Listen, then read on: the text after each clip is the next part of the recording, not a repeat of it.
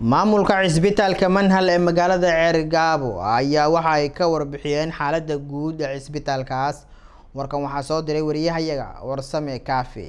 aadan jaamac aadan waa maamulaha cisbitaalka Manhal ee magaalada Ceergaabo ee xarunta gobolka Sanaag. haddaba maruusa ka muuqbaahiyaha caalamiga ee Somali News TV ku booqday xafiiskiisa ayaa waxa uu nooga warbixiyay xaaladda cisbitaalka, isagoo sidoo kalena maamuluhu noo sheegay in Manhal cisbitaal loogu adeego bulshada reer Ceergaabo. haddaba waa kan aadan oo ka hadlaya arrimahaasi. bismillaahir rahmaanir rahiim. waa dhawahay aad iyo aad baa u mahadsantiin bahda saxaafadda. waa soo dhaweynayna haddaan yar idinka warbixiyo cisbitaalku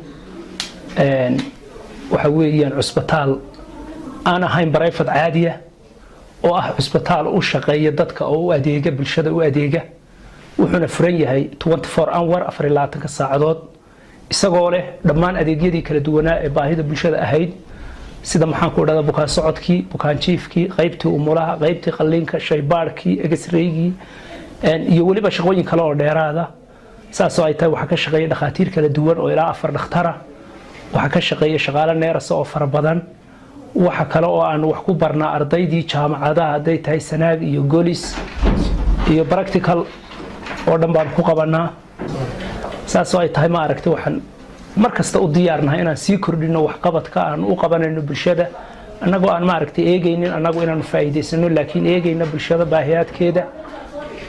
oo sababtoo ah maadaama aan cisbitaal u baaqna ummadii inay ma aragtay naga helaan adeeg qofku markuu u baahnaa uu helo, oo ay dhakhaatiirtii qalliinkii emergency-gii ay joogaan isagoo furan 24 hour. sidoo kalena maamuluhu waxa uu noo sheegay inay xaniman tahay wadadii soo geli jirtay cisbitaalka muddo dhowr jeerana ay u bandhigeen maamulka dawladda hoose.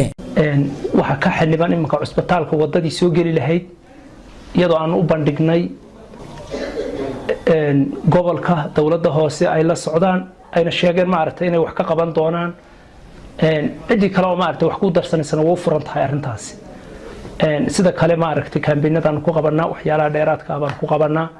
waxaanuna diyaar u nahay markasta inaanu sii kordhino waxqabadka ummadda oo aan ma aragtay ummadda u faa'iideyno insha Allah. cisbitaal la wada leeyahay weeye, cisbitaal gaar maaha, cisbitaal ma aragtay ku shaqeynaya barayfad ahaan maaha, waa cisbitaal ku shaqeynaya adeegga bulshada oo sidii aanu bulshada ugu adeegi lahayn baanu mar 4 ka fikiraynaa. waxaan tababar ku siinaa ardayda kala duwan ee jaamacadaha sida jaamacadda Golis, Sanaag.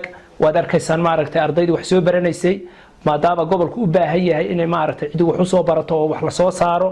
waxaan laba mas'alaano ka duulaynaa, waxa weeyaan in qofkii u baahnaa adeegga wax qabashada loo qabto iyo qofkii u baahnaa inuu dadkan hadhow wax u qabto in wax loo baro. labada mas'alaano ka duulaynaa iyadoo ma aragtay aan ku shaqeynayno hadba inta awoodayadu leeg tahay. insha Allah aanu rajeynayno marka ka dambeeya si laba laabno dadaalka iyo ma aragtay qalabka iyo intaba. saasaan insha Allah bulshada ku wargelinayna.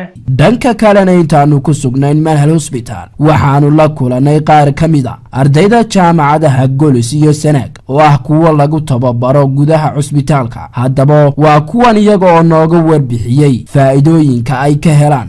saaka ku sugan dhakhtarka Manhal u joogta practical ahaan, ardaydan garabkayga taagan oo ardayda jaamacadda Golis ka wada soconay qaybta clinical nursing kuna jira last year-kii ama sanadkii ugu dambeeyay. waxaanu ka howlgalnaa cisbitaalada gobolka, hadday ahaato cisbitaalka weyn ama General Hospital Ceergaabo iyo cisbitaalka Manhal. runtii waxaanu practical-ka bilownay sanadkii labaad markaanu bilownay jaamacadda caafimaadka, ilaa maantana waanu wadnaa. Warsame Cabdirashiid Aadan, Somali News TV.